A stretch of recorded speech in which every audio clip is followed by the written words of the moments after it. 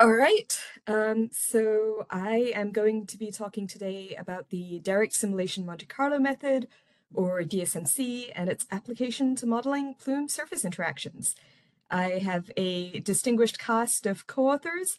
Big shout out to all of them, and let's get right into it. So next slide, please, Dr. Honeyball. So what is DSMC? DSMC is a method of modeling gas dynamics by modeling a representative sample of the usually gas molecules that make up that gas. And when I say a large number, that's usually on the order of millions or tens of millions. And so the core of the DSMC simulation is in tracking how those particles move and how they exchange energy and momentum through collisions. DSMC was designed to model the rarefied gas dynamics regime. And so it does a really good job of bridging the very dense continuum limit and the very rarefied free molecular limit at which molecules hardly interact with each other at all. So it works best between those limits, but has the advantage that it can also accommodate some of those very dense and very rarefied scenarios. We can model multiple different particle types, so different types of gases, different sizes of dust, and look at how those particles interact with various surfaces. One of the things that I wanted to point out for this presentation particularly is that while DSMC can model the coupled dynamics of gas and dust, the erosion rate is usually an input to a DSMC simulation rather than an output. So what I mean by that is that when it comes to deciding how much dust to introduce into our simulation, that's usually something that we specify rather than something that we calculate from first principles. I also wanted to mention that DSMC is better suited to modeling particles that are on the smaller size of the distribution, and figuring out how to do some of those larger particles is something that probably takes a little bit more code development. So in this presentation, I wanted to give you an overview of our modeling approach, run through some recent illustrative applications, and then leave you with some thoughts for the future. Next slide, please. The first step in a DSMC simulation is to initialize your gas molecules. And so for a descending or ascending spacecraft, we do that by considering a virtual bubble around the spacecraft. We have analytic descriptions of the density, temperature, and velocity of the gas within that bubble that we use to generate representative molecules, and then we release them into the computational domain. When it comes to introducing dust into the domain, we do that by sampling the gas properties close to the surface. And then based on the gas dynamic pressure, we introduce a certain amount of dust into the simulation. And for details of how we do that gas-dust coupling, I'll refer you to previous work by Aaron Morris et al., specifically the Morris et al. 2015 paper.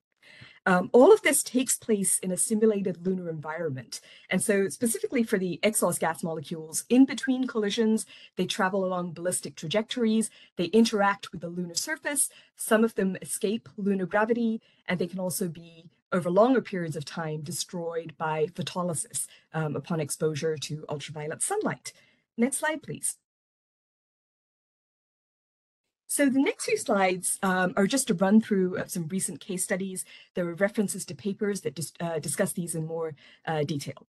On the left-hand side here, what you're looking at is a map of the predicted surface concentration of water, that's exhaust water vapor, deposited on the lunar surface following a nominal high latitude landing scenario. And what I want to draw your attention to is the spatial scale of this.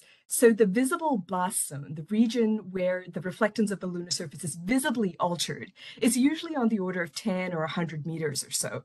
And what I wanted to emphasize with this figure is that exhaust gases are deposited over a much wider region. Granted, often in small quantities, but potentially in observable quantities over a region that extends out to several kilometers from the landing site. This depends on the specifics of the landing scenario, where you land, the characteristics of your lander. And so in a recent paper led by Bill Farrell, we looked a little more closely at heavy landers landing close to the lunar poles. And running the numbers, Bill and the rest of us found that when you have a heavy landing close to the poles, you could potentially deposit enough water to observably alter the distribution of frost that we see in lunar permanently shadowed craters. And so that's that is speculative at the moment based on model predictions, but definitely something that would be interesting to look for. On the right-hand side, you have a more global view of things. And the point to note there is that small amounts of exhaust gases can make their way through the global exosphere and all the way around the moon. And I think the key point to note there is that you'll see two different plots. So those are both showing the same landing scenario at the same time.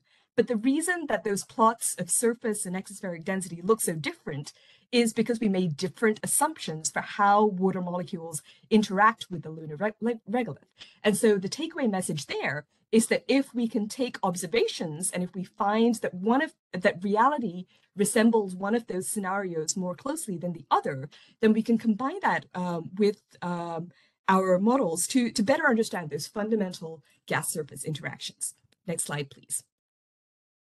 Recently, we've tried to do a little bit of that comparison of simulation predictions to actual observations by revisiting some of the Apollo measurements. In the middle of the slide there, you see the Apollo 15 lunar module, Falcon, sitting on the surface. Shortly after that image was taken, the lunar module lifted off, carrying the astronauts back home. What the astronauts left behind were some deployed instruments, including one instrument that I focus on here, the cold cathode gauge, which was an exospheric density detector. And so the plot on the left-hand side that you see there is the gas density measured by the cold cathode gauge as a function of time. And at the instant when the lunar module ascended, there was this abrupt rise in measured exospheric density that came down over the course of a few minutes. And we have enough information that we can try and model this scenario. And so this is still work in progress, but what you see on the right-hand side are some initial results. And so you're looking at the density at ground level as a function of distance from the liftoff or landing site. And the different colors indicate different times after ascent. And so in the world of the simulation, we also see very high densities very soon after liftoff. And then that density slowly starts to decay. And you'll see that the distribution of densities is very asymmetric. And that's because the lunar module sort of tips over. It ascends vertically to begin with, and then it tips over as it heads back to lunar orbit and to Earth. And so again, work in progress, but stay tuned. Next slide, please. I wanted to talk briefly about dust. This is Cecily Sunday's work. Cecily has recently built on work by Aaron Morris to investigate coupled gas-dust dynamics. And in particular, she's been focusing on comparing landing scenarios involving different classes of landers. And if you click once, Casey, we will see an animation. Cecily makes the best animations, so very glad to be able to show off some of those. What you see here is the simulated descent of an Apollo-like lander. On the right-hand side is gas density. On the left-hand side is the density of the 1 micron dust particles in this simulation. One thing I wanted to point out, so something we're still trying to wrap our heads around is figuring out how much the influence of the dust on the gas really matters. So for instance, I mentioned earlier that we use gas properties to decide how much dust to introduce into the simulation, but the gas properties themselves may be influenced by the presence of dust. So still something we're thinking about, but something that I think is an important outcome of these simulations. And then if we go to my last slide, some concluding thoughts. DSMC simulations are, to give you an idea of where these simulations sit in the big picture of things, these are usually intermediate in terms of computational costs, that are methods that are easier to do computationally and methods that are much more expensive.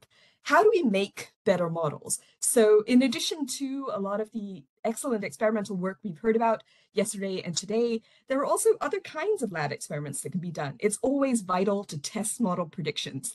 And in the case of things like the Apollo 15 ascent, we're only able to model those scenarios in detail because we have information about the propulsion system, about the trajectory, those engineering details that are critical inputs to these simulations.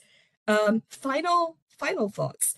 We often talk about dust, but the release and redistribution of exhaust gases takes place over a longer timescale. They can stick around for longer and they're distributed more widely. And so I think, when we think about plume surface interactions, don't forget the exhaust gases. ultimately, lunar landings are really unique active experiments. Among other things, they're active volatile release experiments. We should measure the consequences of those experiments. You've heard about lots of great ways to do that. You'll hear about some more from orbit, from landing, through a network of sensors. Lots of interesting ways to get at those important scientific and operational insights. And I will end there.